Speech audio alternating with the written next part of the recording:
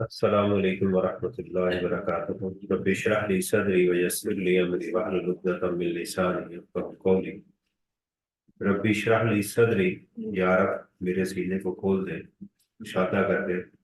व यस्सिर ली अमरी, मेरे काम को आसान कर दे। वहलुल उक़दतम मिन लिसानी, मेरी जुबान की गिरा को खोल दे।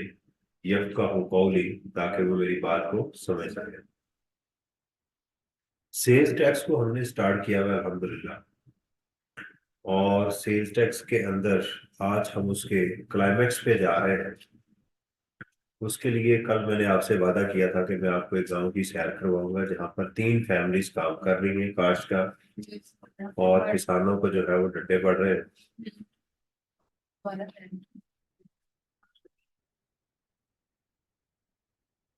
एक बड़ी फैमिली है, एक छोटी फैमिली है और एक बैचलर फैमिली है। तो हमारा मॉडल अभी तक यही चल रहा है कि हम जो टैक्स लोगों से लेंगे उसमें से जो टैक्स हमने दिया है वो माइनस कर लेंगे। And whenever I use the word claim, it means either adjustable, either refundable or carried forward. और किन सूरतों में जाया हो जाएगा इसको भी हम डिस्कस कर चुके हैं 2.10 के अंदर। आपका अब जो फोकस होना चाहिए वो एक चीज के ऊपर होना चाहिए कि किन सूरतों के अंदर मैंने जो सेल्स टैक्स दिया हुआ है वो मुझे नहीं मिलेगा। एक चीज और, क्या प्री रेप पूरे होने चाहिए। ठीक है। यस कहाँ होगा और नो कहाँ होगा, ये दोनों सूत्रों का मुझे पता होना चाहिए। ये चीज जो है ना, ये है। ठीक है, एक तो ये बेसिक फ्रेमवर्क का हिस्सा है। पेमेंट की गालबन हमने बात कर ली थी कि पेमेंट करते हुए भी एहतियात करनी है। लार्ज पेमेंट यानी 50,000 से ज्यादा की पेमेंट आपको बैंकिंग चैनल के थ्रू करनी है। अगर अभी नहीं थी तो 180 डेज के अंदर आप कर दें। इनवाइस का होना लाजमी है। इनवाइस के बगैर आपका सेल्स टैक्स इनपुट टैक्स नहीं कहलाएगा। आज मेरे साथ अस्जा ने डेटा शेयर किया है जो स्टूडेंट हमारे पास हुए हैं। उसमें सिर्फ एक स्टूडेंट ऐसा था जिसने टेस्ट नहीं दिए हुए थे और वो पास हो गया। सारे नहीं, आधे दिए आधे नहीं दिए, हक पंख वो देता रहता था। नहीं, टेस्ट दिए हुए थे, पास पेपर उसमें कहता मैंने सारे नहीं कर सका, लेकिन वो पास हो गया। एक्सेप्शन है कि हो सकता है उसने टेस्ट सारे दिए हैं इस वजह से हो गया है, लेकिन इधर केस में वो, लेकिन बाकी सारे के सारे जो है ना। और उसने ये भी कहा कि आई वॉज नॉट एक्सपेक्टिंग कि ये पेपर मेरा निकल जाएगा, मैं पेपर भी पूरा कंप्लीट नहीं कर सकता। लेकिन उसने फिर भी कुछ ऐसा क्वालिटी की चीजें उसने प्रोड्यूस की हैं जिसकी वजह से उसको एग्जाम में से निकल गया। लेकिन एक्सेप्शंस को हम नहीं फोकस कर सकते, क्योंकि मैं उस एक्सेप्शन के अंदर होऊंगा। हमने तो जनरल पब्लिक को देखना होता है, मेजोरिटी का यही सीन। यानी जो डेटा मेरे साथ उसने शेयर किया उसके अंदर यही है कि 100% मेजोरिटी जो है, क्लासेस तो तकरीबन सबकी पूरी थी, अटेंडेंस उन्होंने कहा है पूरी है। इसी तरह एक एक्सेप्शनल केस भी हमारे सामने आया है जिसके अंदर स्टूडेंट क्लेम कर रहे हैं कि मैंने क्लासेस सारी ली हैं, क्विजेस सारे दिए हैं, असाइनमेंट्स भी मैंने सारी सबमिट करवाई है, और इसके साथ मैंने पास पेपर भी किए हैं, लेकिन मुझे नहीं पता कि मैं मुझे क्यों निकाला। राइट, तो मैंने उसे कहा कि उसे कहे कि मेरे से लाजमी मिले। वो क्योंकि ये ऐसा बच्चा कंफ्यूज हो जाता है, उस ये छोड़ जाता है कि यार मैंने सारी एफर्ट पुट की है, एग्जाम में पेपर भी मुझे आता था, किया भी मैंने ठीक है। अब उसकी गलती फाइंड करना जो है ना, ये एक इम्पोर्टेंट मसला होता है। ये भी एक, इसको आउटलायर्स बोलते हैं, पॉपुलेशन के अंदर आउटलायर्स होते हैं। इधर भी आउटलायर्स हैं, उधर भी कुछ। तो हमें जनरल जो है ना उसको परसेप्शन को लेके चलना होता है। सही है। इस चीज की आपने केयर करनी है कि आपने टेस्ट नहीं छोड़ने, क्लास नहीं छोड़नी, न्यूमेरिकल जो करना है वो पूरा एंड तक करना है। इन्होंने भी एक सवाल किया कि सर ये बता दे कि अगर हम किसी शिप के ऊपर, जहाज के ऊपर कोई सप्लाईज दे जो पाकिस्तान से बाहर जा रही है, तो उसका टैक्स हमें रिफंड मिल जाता है, यानी वो जीरो रेटेड होती है। वो क्या चीज है। देखिए जहाज, शिप है एक, कन्वेंस उसको बोलते हैं, शिप को भी और एयरलाइन को भी, गाड़ियों को भी कन्वेंस बोलते हैं। तो शिप जब पाकिस्तान में आती है तो इनके अक्सर ये 20-20 22-22 दिन चल के क्या होती है, इनके जो पैदा होता है वो गल जाता है। तो यहाँ से ये इलेक्ट्रोड्स लेते हैं वेल्डिंग वाले, वो नहीं होते रॉड से, वो अच्छे खासे इस्तेमाल होते हैं, और उसको वो सील करते हैं दोबारा, ताकि वापसी पे कोई खतरा ना हो, ना टाइटैनिक बन जाए कि फिर दोबारा कोई मसला पैदा हो। तो ये जो जो लोग भी उनको रॉड सप्लाई करेगा, वो उसका रिफंड उसको मिल जाएगा, उससे नहीं लेगा। शिप वाले से पैसे वो सेल्स टैक्स के बगैर उसको सप्लाई देगा, जीरो रेटेड गुड्स है ना, लेकिन वो खुद उसका रिफंड। इसी तरह एयरलाइंस के अंदर, जहाजों के अंदर खाना दिया जाता है जो इस्तेमाल हो जाता है, तो उसके ऊपर भी उनसे टैक्स चार्ज नहीं करें, लेकिन हम उसका रिफंड ले लें। लेकिन अगर आप कोई ऐसी चीज शिप में सप्लाई करें जो कि परमानेंट है, कंजम्पशन नहीं उसकी हो रही, वो जीरो रेटेड नहीं होगी, वो नॉर्मल सप्लाई कहलाएगी। अगर वो टैक्सेबल है तो टैक्स लगेगा। जैसे कि मैंने इसकी पहले भी एग्जांपल दी थी कि जहाज है, उसकी एक सीट टूट गई है, तो उन्होंने यहाँ किसी इंजीनियर के पास गए कि यार ये हमें नई सीट बना दें, तो ये सीट टैक्सेबल होगी, जीरो रेटेड नहीं होगी। अब ये नहीं कह सकते सर, अल्टीमेटली तो उसने बाहर चले ही जाना है ना, तो ये असूल नहीं है। आप तो लोकल सप्लाई कर रहे हो ना, ये वो पॉइंट। इसके अलावा कोई और पॉइंट है? जी। 2 पॉइंट, मैं स्क्रीन शेयर कर लेता हूँ तो मेरे से पूछ लीजिएगा। 2.1 यानी रिफंड वाला जो था इशू,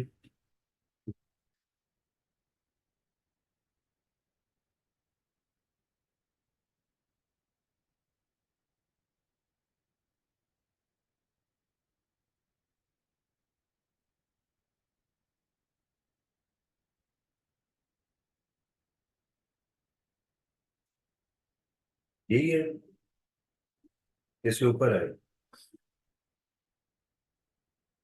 दिस वन। पॉइंट इसके बाद है। जी जी।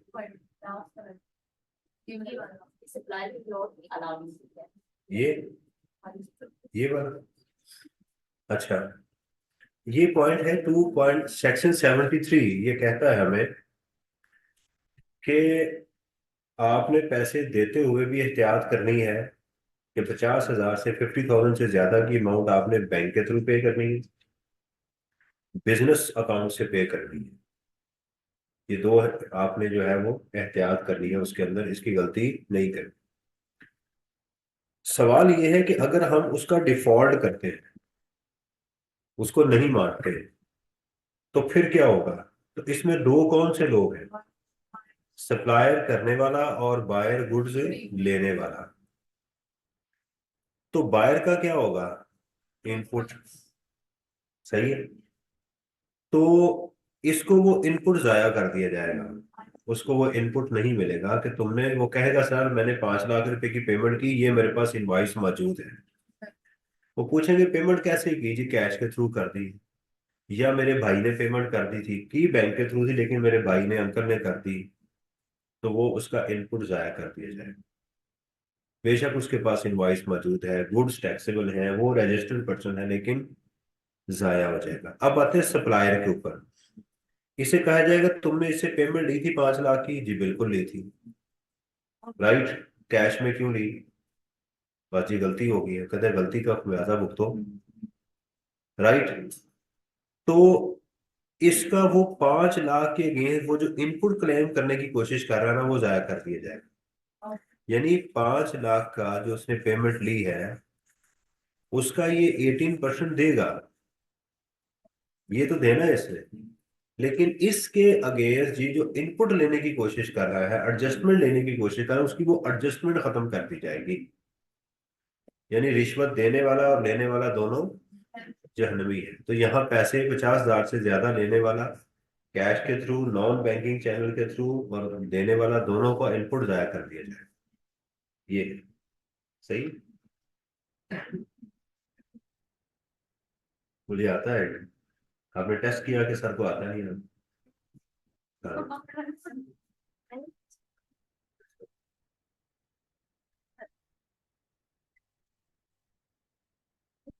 जी, सही हो गया तो। अच्छा जी, अब हमारी एक स्टोरी है, ये जो अपोर्शनमेंट की है, इसमें मैंने आपको कहा था, ये बात हमने डिस्कस कर ली थी। अगर आपसे पूछा जाए, अगर ये सवाल आपको एग्जाम में किया जाए, under what circumstances the payment can be made through cash, 5 number का सवाल हो तो क्या जवाब देंगे? चले, सवाल है, आपको एग्जाम में बैठे में लिखा हुआ है, under what circumstances payment can be made through cash as per sales tax rules या एक्ट, क्या जवाब देंगे?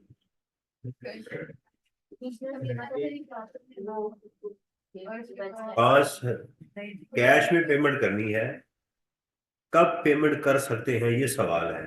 कब नहीं, का नहीं, कब कर सकते हैं।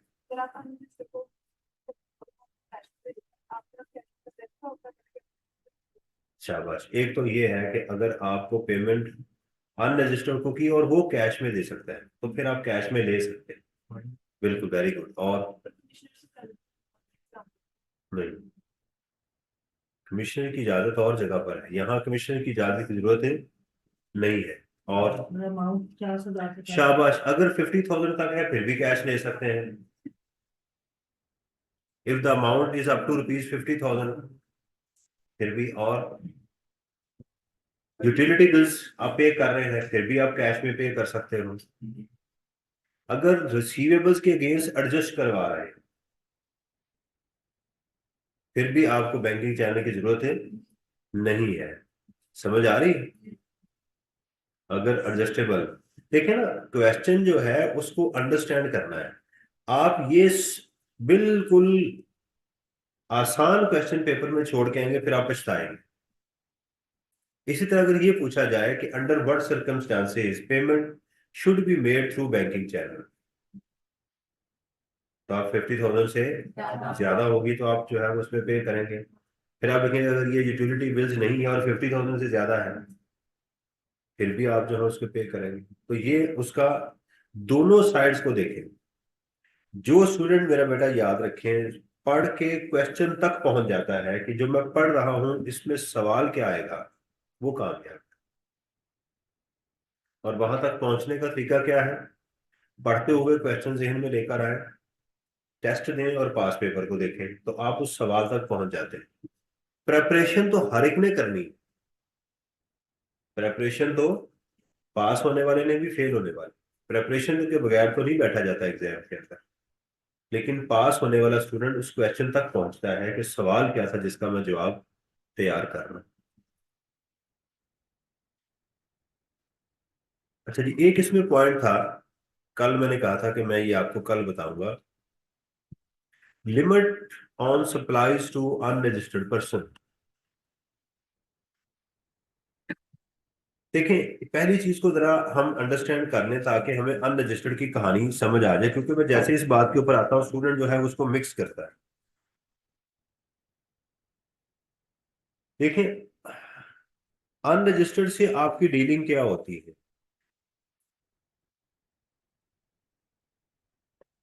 या तो अनरजिस्टर्ड से आप परचेज करते हैं या इसको सेल करते हैं।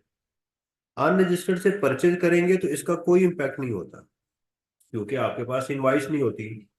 बेशक आप इसको सेल्स टैक्स दे दें, अगर इनवाइस भी है तो वो जाली फेक होगी क्योंकि अनरजिस्टर्ड पर्सन इनवाइस इशू कर ही नहीं सकता।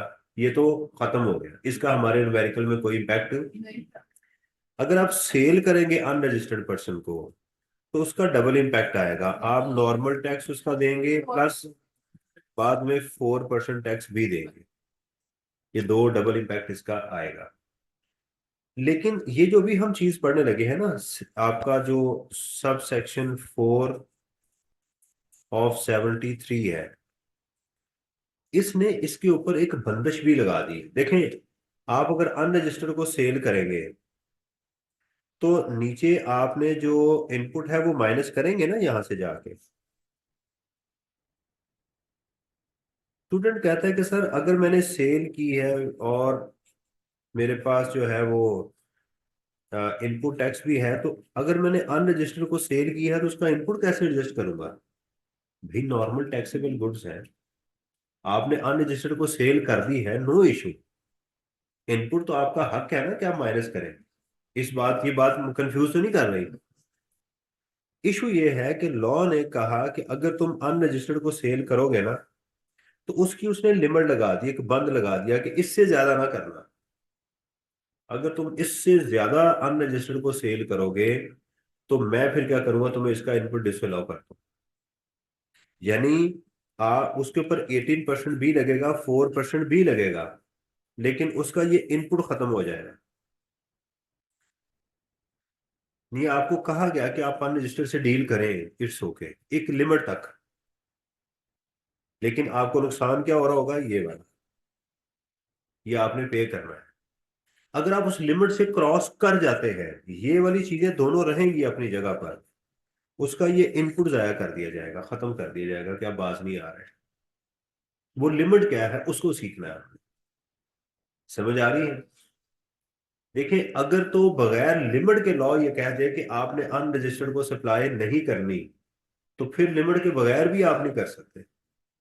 आगे जाकर देखेंगे, जैसे लॉ ने ये जो फिल्टर रॉड्स होते हैं सिगरेट के, वो जो फिल्टर बनाते हैं उनको कहा है कि अनरजिस्टर्ड को सप्लाई करनी नहीं, 1 रुपए की भी सप्लाई नहीं करनी, वरना तुम्हें इनपुट नहीं मिलेगा। वहां तो लिमिट के बगैर ही कह दिया गया ना, ये लिमिट है। ये क्या है? इसको आज हमने थोड़ा सा इसको सीखना है कि ये क्या चीज है।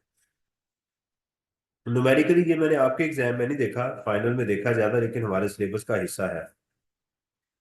कहते हैं जी, a registered person shall make all taxable supplies to registered person excluding supplies not exceeding 100 million in a financial year and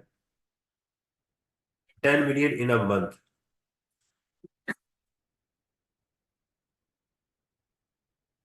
Following which supplies shall not, ये मेरा ख्याल है कि लफ्ज यहाँ गलत लग रहा है, मुझे लिखा हुआ ये अनरजिस्टर्ड। ये क्या है, ये लफ्ज गलत लिखा है, इसको ठीक कर लीजिएगा, ये अनरजिस्टर्ड होना चाहिए। यानी कोई शख्स अनरजिस्टर्ड को सप्लाई कर सकता है, इसमें कोई इशू नहीं है, राइट। उसकी लिमिट क्या है? 1 साल के अंदर 100 मिलियन की, यानी 10 करोड़ रुपए की, और 1 महीने में 1 करोड़ रुपए तक की आप सप्लाई कर सकते हैं। यानी किसी एक शख्स को आप 1 महीने में 9 मिलियन की सप्लाई कर दें, 8 मिलियन की सप्लाई कर दें, लॉ आपके इनपुट को नहीं जाया करेगा। 10 मिलियन की कर दें, फिर भी उसको जाया। लेकिन अगर आप इससे बढ़ जाएंगे किसी एक महीने में, राइट, तो फिर क्या होगा कि आपका इनपुट वो जाया करेगा, जो आपने अमाउंट बढ़ाई होगी उसको जाया कर देगा वो। देखिए, इसको भी याद करें, आपके एग्जाम में कभी आया नहीं है, तो एक्सेप्शनल केसेस के ऊपर अभी हम फोकस नहीं करेंगे। हम अपने एग्जाम में पहले उन एरियाज को फोकस करेंगे जो 95% हमें टेस्ट किए गए हैं। ये न्यूमेरिकल आई कैप की बुक में भी नहीं है, तो हमने फोकस उसको रखना है कि अगर वहां उसके स्कोप से बाहर है तो हम खाम का अपनी एनर्जी को वेस्ट ना करें उसके ऊपर। बस कॉन्सेप्ट हमें हो कि एग्जामिनर अगर थ्योरी में ये बात पूछ ले तो थियोरेटिकली हम बता सकें कि अनरजिस्टर्ड को सप्लाई करने के ऊपर लॉ ने लिमिट लगा दी है 10 million per month and 100 million per year, बस ये आपने लगा दी है। और कहां पर आप अनरजिस्टर्ड पर्सन को सप्लाई कर सकते हैं? गवर्नमेंट अथॉरिटीज को, फॉरेन मिशन को, डिप्लोमेट्स को, ठीक है, या एग्जाम सप्लाईज जो है ये भी आप कर सकते हैं, इसमें भी कोई इशू नहीं। बस आपने इतनी बात जो है वो याद रखनी है। सही है? क्लियर हो गई कि अनरजिस्टर्ड को क्या सप्लाई की जा सकती है? बिल्कुल की जा सकती है, लेकिन एक लिमिट तक, उससे ऊपर आप नहीं कर सकते। ये है जी हमारा अपोर्शनमेंट का एक इशू हमारे पास मौजूद है। इसके लिए मैंने कहा कि हम चलते हैं अपनी एक फैमिली की तरफ। हमारे पास जो है वो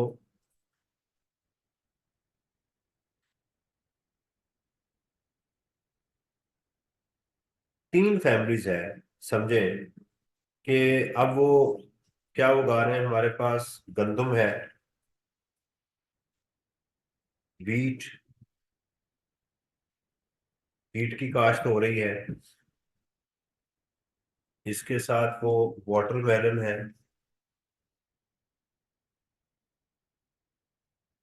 ठीक है,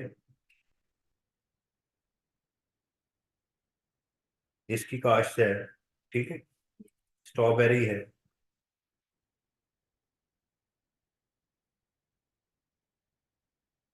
ये कॉन्सेप्ट बहुत इंपॉर्टेंट है, आपने इसको समझना है। तीन फैमिलीज है, तीनों कुछ सोचते हैं और वो अपना काम शुरू करते हैं, हमने उनकी बात कर ली। एक फैमिली का नाम है वाडा फैमिली या वडा फैमिली। इसकी एक छोटी फैमिली है और एक बैचलर फैमिली है या कमवारा फैमिली है। वडा फैमिली में इसके दो भाई हैं। एक का नाम है आर और एक का नाम है U R. R and U R, ये लोग, इनके अफराद की तादाद है 35। 35 लोग बड़े इसके आर के हैं, 15 जो है वो इसके हैं। तो टोटल इस फैमिली के लोग कितने हो गए? 15। ये लिखे बेटा, नोट करना है आपने। और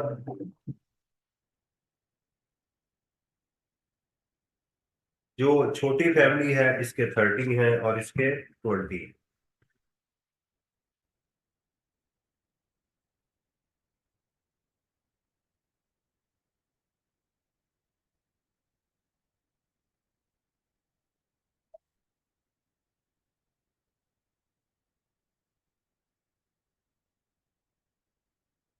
तो टोटल अफराद कितने हो गए?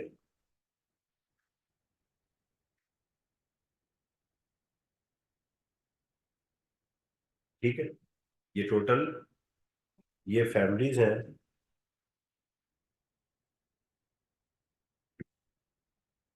ठीक है, तो एक ये फैमिली है। यहां तक नोट कर लिया। इन्होंने तीन फसलें उगाई। एक है वीट। ठीक है, वीट में तीनों फैमिली ने हिस्सा लिया, बड़े ने भी, छोटे ने भी और कबारे ने भी। लेकिन जो वाटरमेलन थे,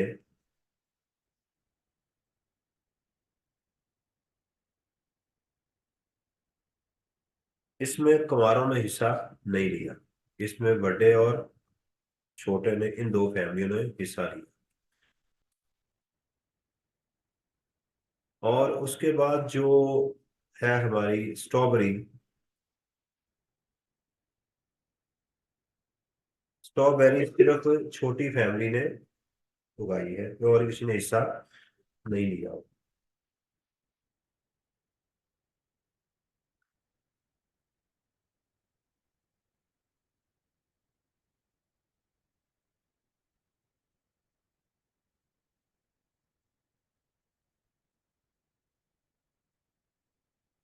ठीक है, ये जरा ध्यान से आपने, ये बड़ा इंपॉर्टेंट है। वीट की जो काश्त हुई वो हो गई 5 लाख केजी। वाटरमेलन हो गए हमारे 50,000। और स्ट्रॉबेरी जो थी वो हो गई हमारी 60 केजी। ये उसकी प्रोडक्शन हुई है। ठीक है, वीट है 500 केजी, वाटरमेलन 50,000 है और 60,000 क्या है? ये।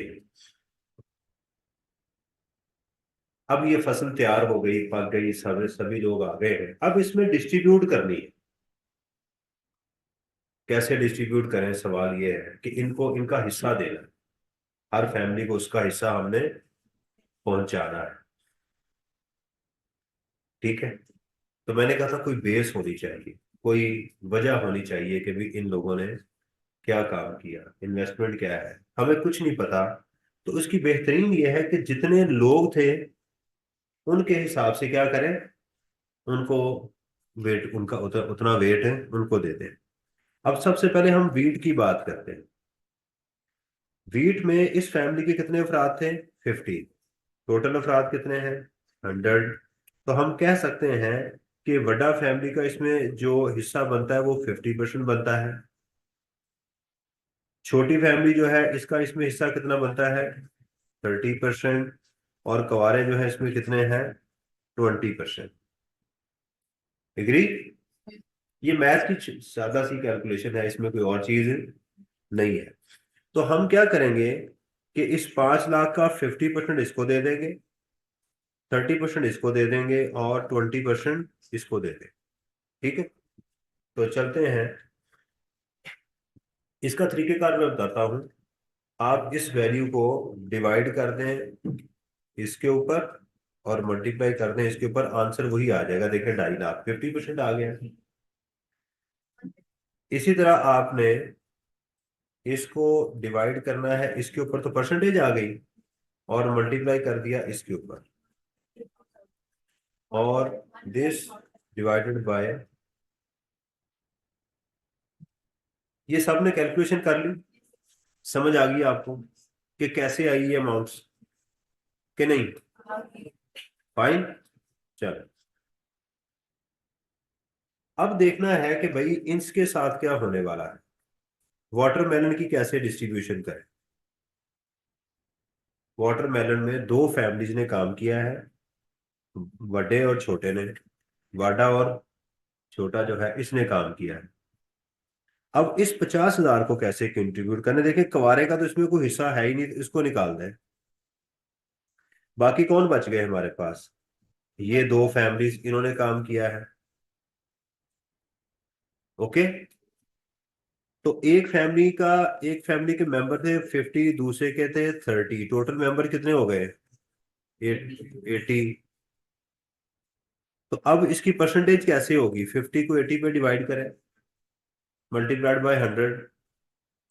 हाँ जी, 62.5% इसका हिस्सा है, और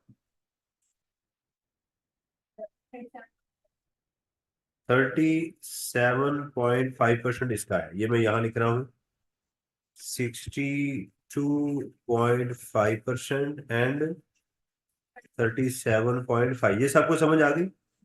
देखिए अब ये इस फैमिली ने इसमें हिस्सा ही नहीं लिया, इस फैमिली में इसमें हिस्सा। Okay, fine. अब क्या करेंगे कि हम 50,000, या उसी तरह हम 50,000 मल्टीप्लाइड बाय 62.5%। 50,000, दोनों तरीके हैं, 0.375। ओके,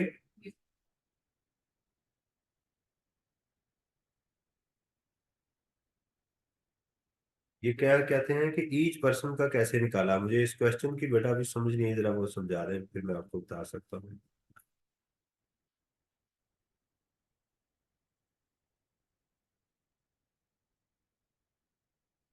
ये परसेंटेज आप पूछ रहे हैं मुझे, ये बता क्लियर कर दीजिएगा। क्लियर?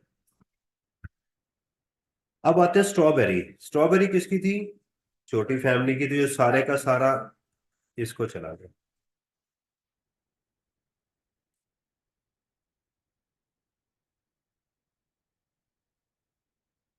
फाइन। इसका भी जीरो और इसका भी जीरो। तो हमने क्या किया, सब के अंदर हमने सारी सारी चीजें, उनकी जो जो उनका हक बनता था, हमने सारे का सारा डिस्ट्रीब्यूट कर दिया। अब ये जो फैमिली थी, जो जो वाडा फैमिली थी, इसने क्या किया कि अपनी फसल को बेच दिया। जो इसके पास हिस्सा आया उसने क्या किया, इसको सेल कर दिया। राइट, इसने सारी की सारी रिफंड करवा ली।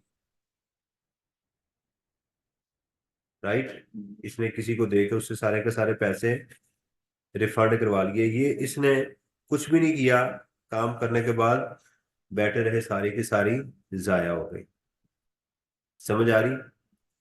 तीन फैमिलीज हैं, तीनों के बिहेवियर मैंने आपको बता दिए। एक हमारे पास बड़ी फैमिली है, छोटी है, और एक तुम्हारा फैमिली। पहले डिस्ट्रीब्यूशन समझ आ गई। इस टेबल का एक ही मकसद था, आपको डिस्ट्रीब्यूशन समझाना। इसका मकसद क्या था? आपको डिस्ट्रीब्यूशन समझाना। अब मैं जरा इसको चेंज करने लगा हूं। ये जो फैमिलीज है ना, ये आपकी सप्लाईज है। एक मिनट, ये क्या है? आपकी सप्लाईज है। ये जो पहली चीज मैंने लिखी है ये आपकी टैक्सेबल गुड्स हैं। ये जो दूसरी मैंने लिखी है ये आपकी जीरो रेटेड गुड्स हैं। और ये जो मैंने लिखी है ये आपकी एग्जाम्ड गुड्स हैं। क्या है? समझ आ गई? ये जो आपको मैंने चीजें लिखी हैं ये सारी आपकी इनपुट्स हैं। इनपुट टैक्स है। ये क्या है? इनपुट टैक्स बनेगा आपका।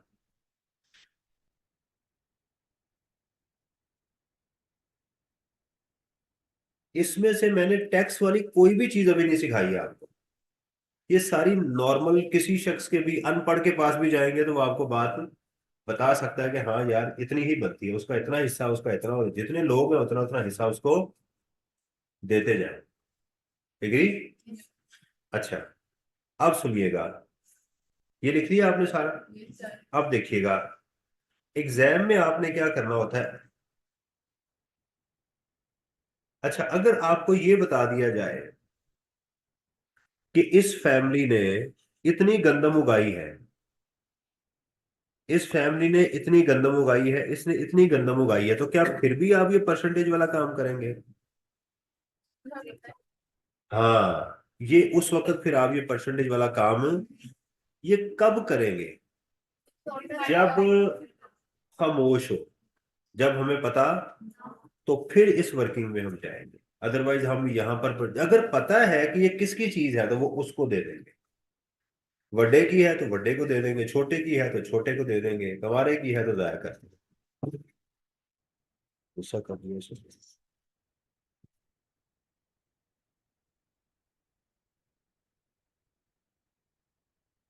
जी, बात क्लियर हुई है? अच्छा, ये कह रहे हैं कि ये 62% की कैलकुलेशन कैसे हुई। ये वाली मैं बताता हूँ आपको, ये देखिएगा। ये पूछ रहे हैं 62% की कैलकुलेशन कैसे हुई। देखें, 80 नंबर, 50-80 लोग थे जिन्होंने मिलकर काम किया। अ, तो एक फैमिली में 50 है और दूसरे में 30 है। ठीक है, इसका कितना हक होगा? 50 को डिवाइड करें 80, तो ये आ जाएगा 62.5%। इनका हक हो गया। ये 30 लोग हैं, इनका हक कितना होगा? 30 divided by 80 is equal to, ये इनका क्वेश्चन था कि जी ये बता दें कैसे होता है। ठीक है, जब सारे लोग थे तो फिर इन सबको हमने इस पे डिवाइड किया था। ठीक है जी। अब जरा एक टेम्पलेट मैं आपको बना के सिखाता हूँ कि वो क्या है। देखिए, अब आपने एग्जाम में क्या करना है। पहला आपका कॉलम होगा सप्लाईज का। ठीक है, या आपने टेम्पलेट मेरे साथ बनाना है। आप लिखें, पहले लिखेंगे टैक्स एबल सप्लाईज, और उसमें लिखेंगे रजिस्टर्ड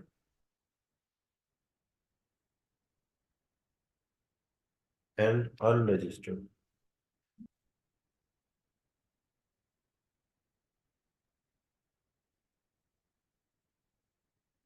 यहाँ आप लिखेंगे रुपीस। फिर आप इसके नीचे लिखेंगे जीरो रेटेड। फिर आप इसके नीचे लिखेंगे एग्जेम्प्ट।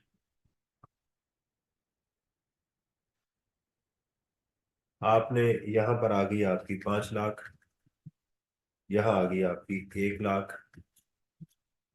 तो टोटल कितनी होगी आपकी? 6 लाख। इसको सिंगल लाइन से क्लोज करना है।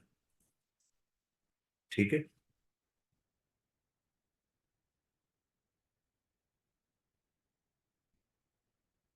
ये हो गया। ठीक है जी, ये आ गई हमारे पास 5 लाख की, और ये आ गई हमारे पास 1 लाख रुपए की। और यहां पर भी आपने इसको सिंगल लाइन से तीनों को ऐड करना है। 6 लाख जमा 5 लाख जमा 1 लाख। यहाँ कोई मसला हो तो मेरे से पूछ लेना। ये फिगर्स आपको एग्जाम में गिवन होगी, नॉर्मली ये सारी फिगर्स गिवन होगी। तो आपने रजिस्टर्ड और अनरजिस्टर्ड को आपस में ऐड करना है, तो ये होगी हमारी taxable supplies. Zero rated supplies का वर्ड यूज कर ले, फिफ्थ का यूज कर ले, एक्सपोर्ट का वर्ड यूज कर ले, तीनों से एक ही मुराद है। एग्जाम्प्ट का आपको बता देगा ये आउटपुट ले, ये आपकी सप्लाईज हैं, जहन में रखिएगा बेटा, ये आपकी सप्लाईज है। यहाँ टैक्स नहीं गलती से लेना, यहाँ एग्जाम में गलती से इसका टैक्स नहीं लेना। यहाँ टैक्स नहीं, ये एक्चुअल वैल्यू उठानी है आपने। ये क्या उठानी है एग्जाम में? एक्चुअल वैल्यू आपने उठानी है। ठीक हो गया? जहां मैंने वीट लिखा था वहां आपने लिखना है इनपुट टैक्स।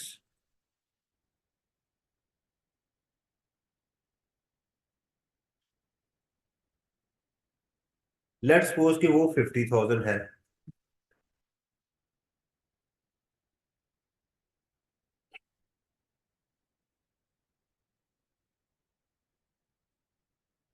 ठीक है, ये 50,000 है। यहां पर आप दो काम कर सकते हैं। यहाँ एग्जाम में आप परसेंटेज बेशक लिख लें, या डायरेक्ट कर लें। एग्जामिनर इसकी वर्किंग शो नहीं करवाता, आप करवा भी सकते हैं, लेकिन चूंकि अभी आप छोटे बच्चे हैं तो मैं जरा इसको कर देता हूं ताकि आपको समझ आ जाए कि ये कितने परसेंट है।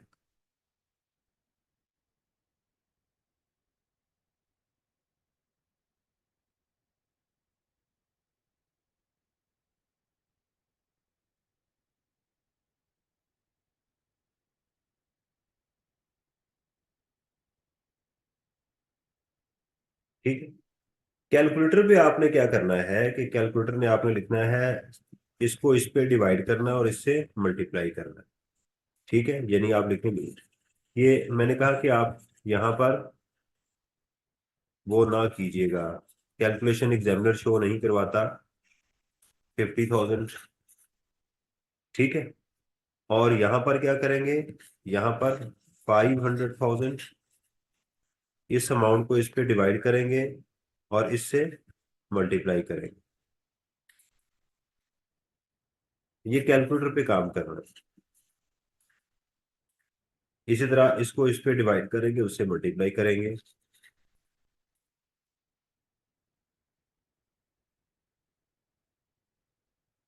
तो हम कहेंगे कि हमने इसको वेट कहते हैं इंग्लिश में, बाय वेट मैंने एक चीज को क्या कर दिया, अपोर्शन कर दिया, एलोकेट कर दिया, उसको मैंने हिस्सा दे दिया।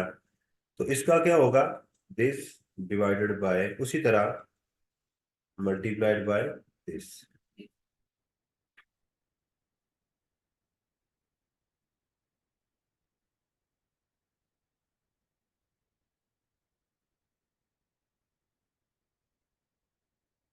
ठीक है, ये मैंने आपको बता दी कि ये फिगर एस कैलकुलेशन से आई, ये इस कैलकुलेशन से, और ये इस कैलकुलेशन से आई।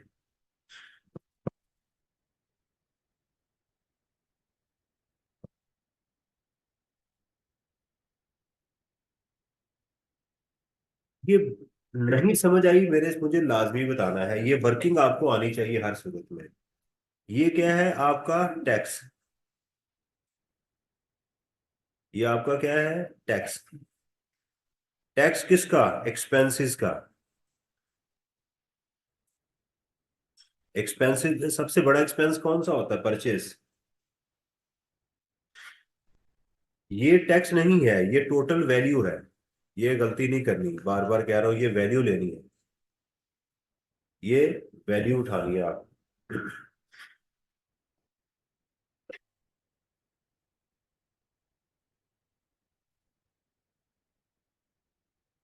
कैलकुलेशन समझ आ जाए।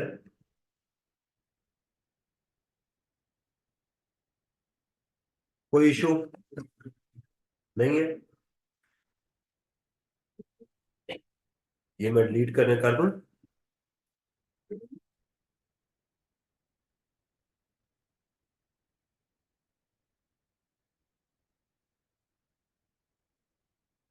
अच्छा, अगर एग्जाम में फिक्स एसेट भी गिवन हो, खाली लिखा हो फिक्स एसेट, या फॉक लिफ्टिंग व्हीकल लिखा हो, 3 F मैंने आपको बताए थे,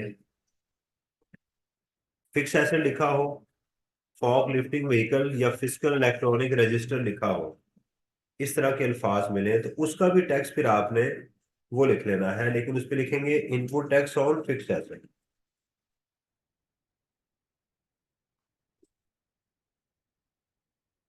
ठीक है, लेट्स सपोज के वो हमारे पास 1 लाख रुपया है, वो भी आप ऐसे ही लिखेंगे। ठीक है, बिल्कुल उसी तरह हम उसकी अपोर्शनमेंट भी करेंगे, this divided by multiplied by this. ये अगर आपको मेरे 3 दिस की ना समझ आए तो फिर आप बता दीजिएगा।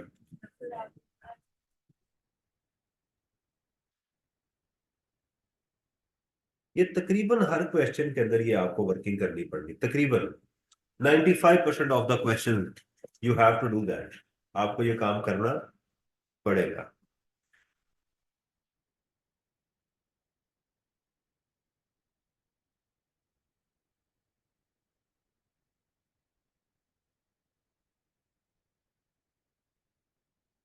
मैंने कहा कि ये वर्किंग आप एग्जाम में चाहे करना तो कर लें, ना चाहे तो ना करें, ये ग्रे एरिया है। एग्जामिनर कहता है कि भाई ये मामूली सी बात है, मुझे पता है कैसे है, तो इसके लिए वर्किंग शो करने की जरूरत नहीं होती।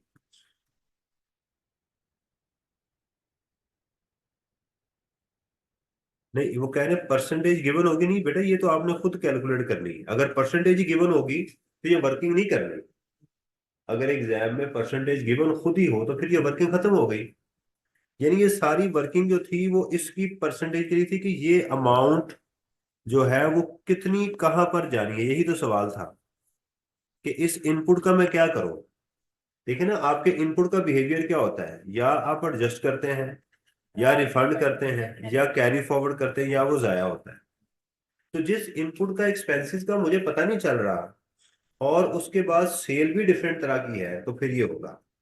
देखें, ये बात याद रखें। अब अगली बात कि सर वो कौन सा ऐसा सवाल है जिसके अंदर मुझे ये वर्किंग नहीं करनी पड़ती, तो कौन सा सवाल है जिसमें ये वर्किंग आपको नहीं करनी पड़ती, वो सुन लें। वो सवाल जिसमें कि इनमें से कोई एक फैमिली गिवन हो, कोई, या तीनों फैमिलीज गिवन है, हर हर का अलग अलग शेयर गिवन है, फिर भी इस वर्किंग पे नहीं जाना।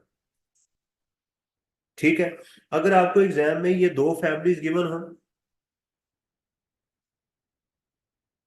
और आपको इसका नहीं पता इनपुट का कि कहाँ जा रहे हैं एक्सपेंसेस, कहाँ यूज हो रहे हैं, ये 2 फैमिलीज भी आपको गिवन हो सकती हैं, ये 2 फैमिलीज भी गिवन हो सकती हैं, ये तीनों भी हो सकती हैं एग्जाम के अंदर।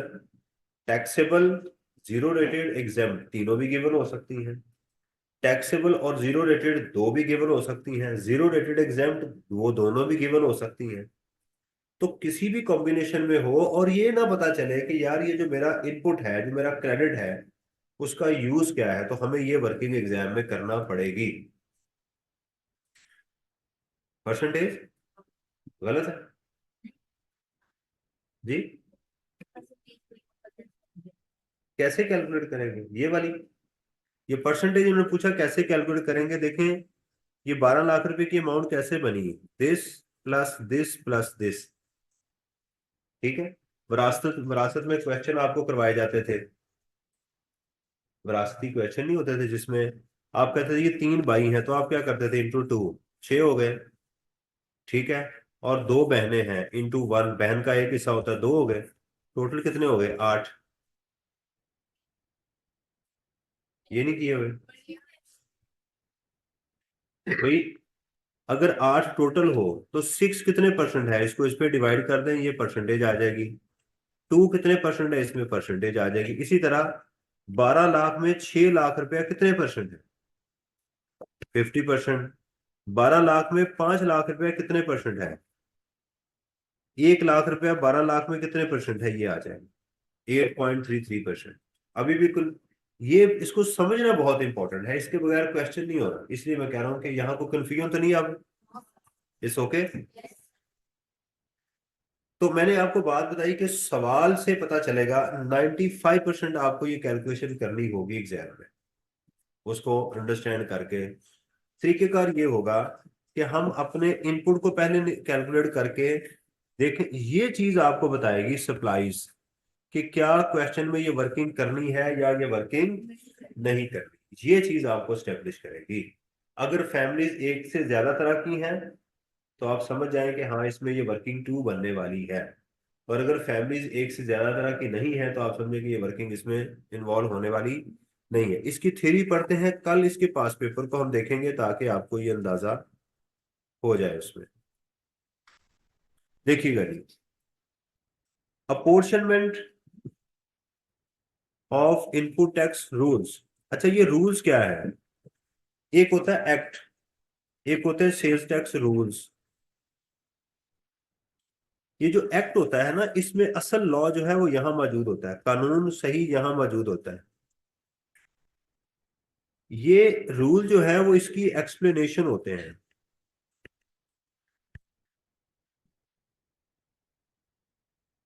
मैं मिसाल देता हूं, जैसे हमारे पास कुरान पाक है ना, कुरान पाक में नमाज के पढ़ने का हुक्म दिया गया है, ये नहीं बताया गया किस वक्त कितनी रकत अदा करेंगे। ठीक है, ये चीजें वहां पर सराहत के साथ मौजूद, वो कहाँ मिलती हमें, अहादीस के अंदर। इसी तरह एक्ट जो होता है ना हमारा, जो ऑर्डिनेंस होता है, ये बेसिक कानून ये होता है। रूल्स उसको एक्सप्लेन करते हैं, उसकी एक्सप्लेनेशन प्रोवाइड करते हैं जहां पर जरूरत हो तो। अब यहां पर जरूरत थी कि भाई लॉ में लिखा हुआ है कि आप अपने इनपुट को या तो माइनस कर लें, या रिफंड करवा लें, या कैरी फॉरवर्ड कर लें। तो एक सवाल पैदा हुआ कि भी अगर मेरे पास मैंने कुछ चीजें खरीदी, कुछ मैंने उसमें से चीजें लोकल सप्लाई कर दी, कुछ मैंने जो है वो एक्सपोर्ट कर दी है, उससे कुछ एग्जेम्प्ट बन गई है, तो वो जो टैक्स मैंने दिया हुआ है उसका क्या करूं, उस ढेर का क्या करूं। तो यहां पर लॉ ने हमें गाइड किया कि भी उसका ये तरीकेकार है। ठीक है, उसको क्या करो, अलग अलग करो। इसका मतलब क्या है कि एग्जाम के अंदर हमें हमारा इनपुट मुख्तलिफ जगहों पर मिलेगा। पहला काम क्या होगा, इकट्ठा करके एक जगह पर करेंगे। जैसे फसल है, कोई इधर है कोई उधर है, अब सारी फसल जो है वो निकाल के ले आएंगे।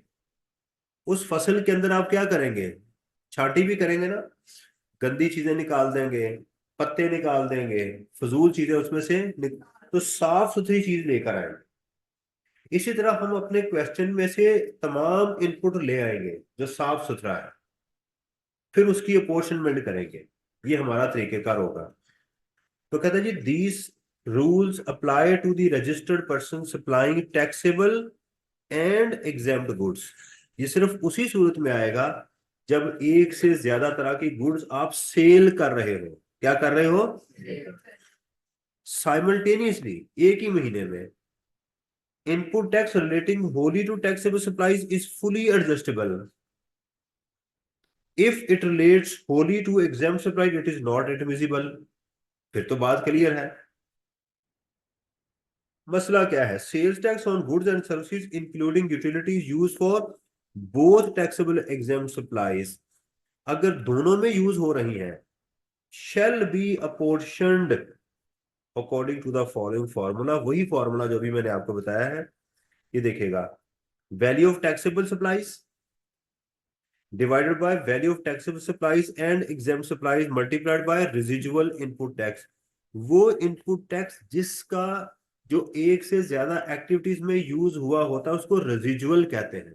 रेजिड्यू बोलते हैं, जो आप जूस पी लेते हैं उसमें से जो फोक बचता है उसको रेजिड्यू कहते हैं। असल में रेजिड्यू उस फोक को कहते हैं जो बच जाता है। तो रेजिड्यू ऐसी चीज जिसका हमें पता नहीं है कि कहाँ इस्तेमाल हुआ होगा, उसको रेजिजुअल इनपुट टैक्स भी कहते हैं। अब इसी फॉर्मूला को जरा दोबारा हम देखते हैं यहां पर। उसने क्या कहा, कैसे कैलकुलेट करना है, taxable supplies divided by value including taxable and exempt supplies, उस पर डिवाइड कर दे, जो आंसर आएगा वो आपका एडजस्टेबल हो जाएगा। इसी तरह जीरो रेटेड सप्लाईज को डिवाइड कर दें किसके ऊपर, टोटल्स के ऊपर, तो आपका कौन सा आ जाएगा, रिफंड वाला। और इसको इस पे डिवाइड कर देंगे तो कौन सा आ जाएगा, ये वाला। ये फॉर्मूला मैंने अभी आपको यहां मैंने पढ़ाने से पहले एक्सप्लेन किया। आपकी बात क्लियर हो गई है।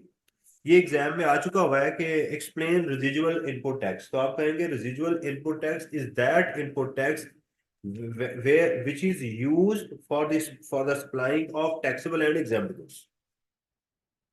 Residual input tax is a tax, right, which is used for the supply of taxable and exempt goods, right। तो इसको अपोर्शन कैसे करेंगे, आप लिखेंगे taxable supplies divided by taxable and exempt supplies multiplied by residual input tax, तो आपकी जो value आएगी वो क्लेमेबल या एडजस्टेबल होगा, राइट। इसने अगली बात लिखी है कि ये मंथली बेसिस पे होगा और ये प्रोविजनल होगा, यानी ये आरजी होगा, ये फाइनल नहीं होगा।